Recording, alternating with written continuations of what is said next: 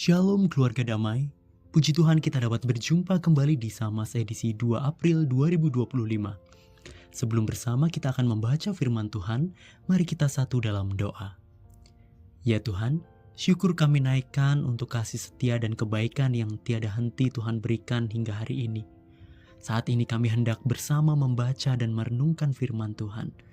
Kiranya Tuhan yang menolong kami untuk bisa mengerti serta melakukan setiap pesan yang Tuhan ingin sampaikan kepada kami. Terima kasih ya Tuhan, di dalam nama Tuhan Yesus kami berdoa. Amin.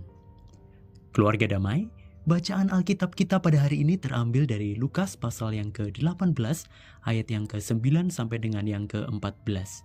Lukas pasal 18 ayat yang ke-9 sampai 14. Saya akan membacakannya demikian.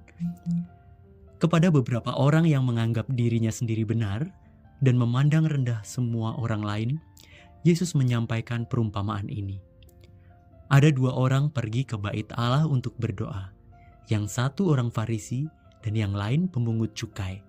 Orang Farisi itu berdiri dan berdoa tentang dirinya begini. Ya Allah, aku mengucap syukur kepadamu karena aku tidak sama seperti semua orang lalim, bukan pezina, dan bukan juga seperti pemungut cukai ini. Aku berpuasa 2 kali seminggu. Aku memberikan 1/10 dari segala penghasilanku. Namun, pemungut cukai itu berdiri jauh-jauh. Bahkan, ia tidak berani menengadah ke langit, melainkan memukul-mukul dadanya dan berkata, Ya Allah, kasihanilah aku yang berdosa ini. Aku berkata kepadamu, orang ini pulang ke rumahnya sebagai orang yang dibenarkan Allah. Sedangkan orang lain itu tidak. Sebab siapa yang meninggikan diri, ia akan direndahkan. Dan siapa yang merendahkan diri, ia akan ditinggikan. Demikianlah bacaan Alkitab kita pada hari ini. Keluarga damai, di masa Prapaskah kita tahun ini, kita berbarengan juga dengan momen bulan Ramadan yang dirayakan oleh saudara-saudara kita yang beragama Muslim. Biasanya di bulan ini juga ramai acara yang namanya bukber atau buka bersama. Nah di bukber ini biasanya juga diajak ya semua teman-teman gitu, baik yang puasa atau yang tidak puasa, yang muslim bahkan juga yang beragama lain juga diajak, termasuk saya kadang juga diundang. Nah biasanya ini juga dijadikan momen sekaligus untuk kumpul-kumpul ya, untuk kebersamaan dan juga reuni bareng gitu ya. Nah memang tidak semua yang diajak itu bisa hadir, yang diundang itu nggak semua bisa hadir. Karena macam-macam ya alasannya, ada karena acara keluarga, bisa jadi karena ada kesibukan lain, ada pekerjaan yang harus dilakukan dan lain sebagainya. Tapi kalau lihat-lihat di media online ternyata ada juga orang-orang yang sengaja tidak mau datang gitu di acara bukber ini. Alasannya mereka tuh seperti sudah memprediksi atau sudah tahu gitu loh apa yang akan terjadi di sana. Karena mereka pernah ikut dan punya pengalaman yang tidak menyenangkan tentang apa yang terjadi di acara itu. Misalnya nanti di sana itu pasti ada teman-teman yang suka sekali menceritakan kesuksesannya. Ada yang pamer harta atau nunjukin barang-barang brandednya gitu. Lalu adu cerita dan ya jadilah bukber ini sebagai ajang untuk membanggakan diri pada akhirnya. Cerita tentang teman yang suka membanggakan diri ini mungkin tidak hanya terjadi ketika di acara bukber saja ya. Dalam perjumpaan sehari-hari barangkali ada juga teman-teman gitu ya, atau kenalan yang sukanya itu cerita tentang keberhasilan dan pencapaiannya. Kalau sekali-sekali atau kadang-kadang dengar gitu tentang keberhasilan mereka atau cerita mereka, ya itu kita turut senang juga gitu. Tapi kalau diulang dan dibesar-besarkan terus-menerus gitu, lama-lama juga rasanya jadi gimana gitu ya mendengarnya. Nah, tapi memang menarik juga untuk memperhatikan kenapa sih orang itu suka menonjolkan dirinya. Ini dari zaman Tuhan Yesus sampai sekarang selalu ada gitu ya.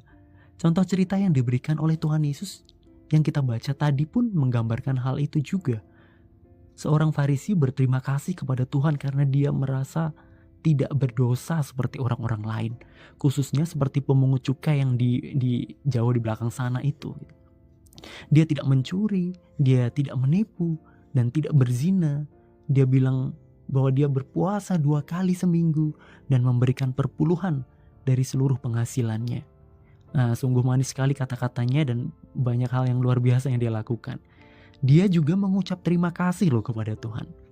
Bukankah berterima kasih itu berarti bahwa dia merasa ini ada pertolongan Tuhan juga loh, sehingga dia bisa melakukan semua hal baik itu. Nah, tapi kenapa Tuhan Yesus justru tidak setuju? Keluarga damai, rupanya dalam cerita di atas, Tuhan Yesus mengetahui bahwa di antara orang-orang yang ada di sana, ada yang menganggap dirinya benar dan pada saat yang sama menilai orang lain lebih rendah dari dirinya. Dan ini adalah sebuah bentuk dari kesombongan. Kalau coba dicermati, dicari, direfleksikan, nah biasanya memang ada faktor pendorong gitu ya. Kenapa sih orang tuh suka pamer, suka berlaku sombong di hadapan orang lain? Pertama, bisa saja ia sedang mencari validasi atau pengakuan. Artinya di sini ia akan cenderung membandingkan dirinya dengan orang lain yang dianggap lebih rendah, dalam tanda kutip ya, agar dirinya bisa merasa lebih baik.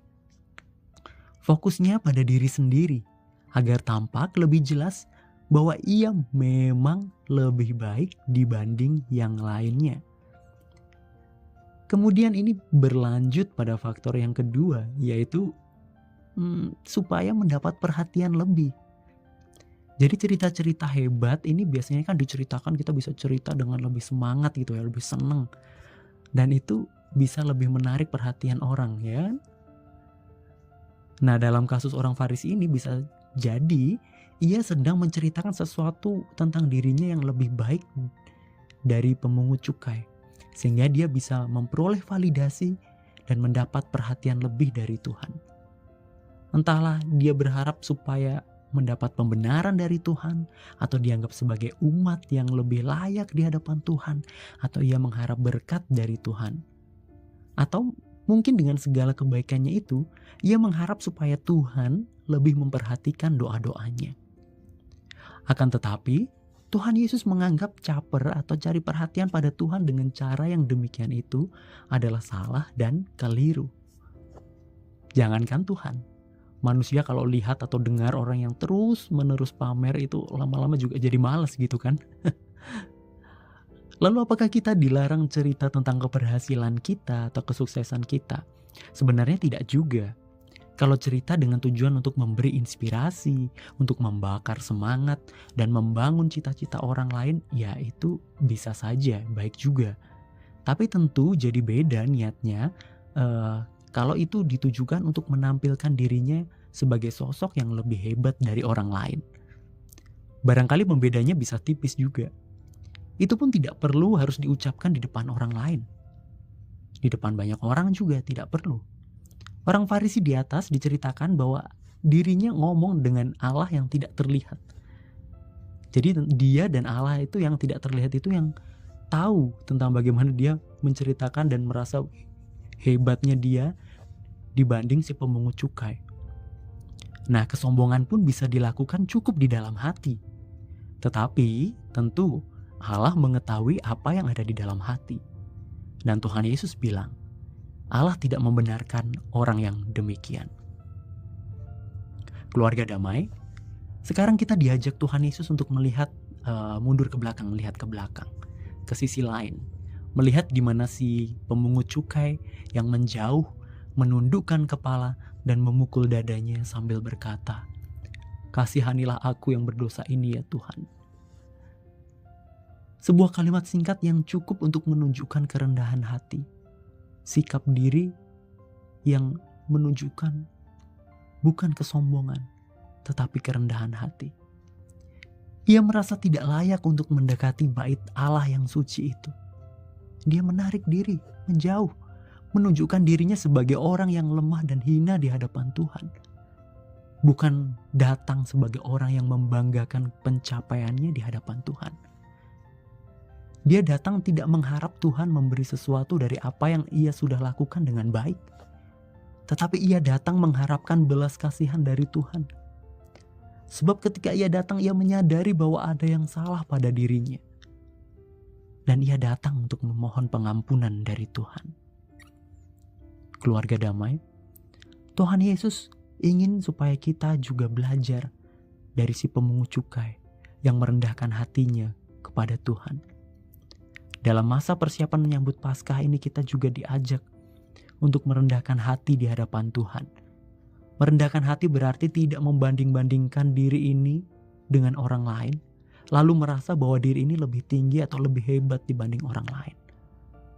Merendahkan hati berarti mau mendengar, mau juga mengakui kesalahan, bukan terus pamer keberhasilan.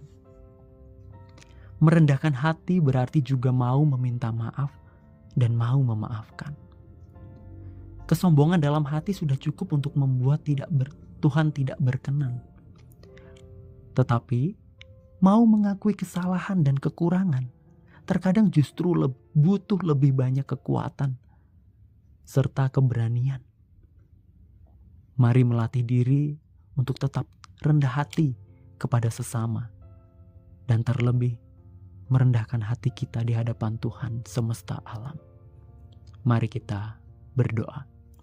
Ya Tuhan, dengan kerendahan hati kami mau mengakui bahwa Tuhanlah Allah kami, tempat kami bersandar dan berharap.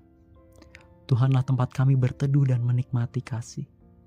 Dan dari Tuhan sajalah anugerah kami peroleh. Tolong bantu kami, jauhkan kami dari kesombongan hati. Bantu kami untuk bisa terus merendahkan hati di hadapan Tuhan dan sesama kami. Dan biarlah terang kasih Tuhan boleh terpancar melalui kami. Di dalam nama Tuhan Yesus kami berdoa. Amin. Keluarga damai, demikian Samas kita pada hari ini. Selamat merendahkan hati di hadapan Tuhan, serta tetap rendah hati juga kepada sesama. Tuhan memberkati. Amin.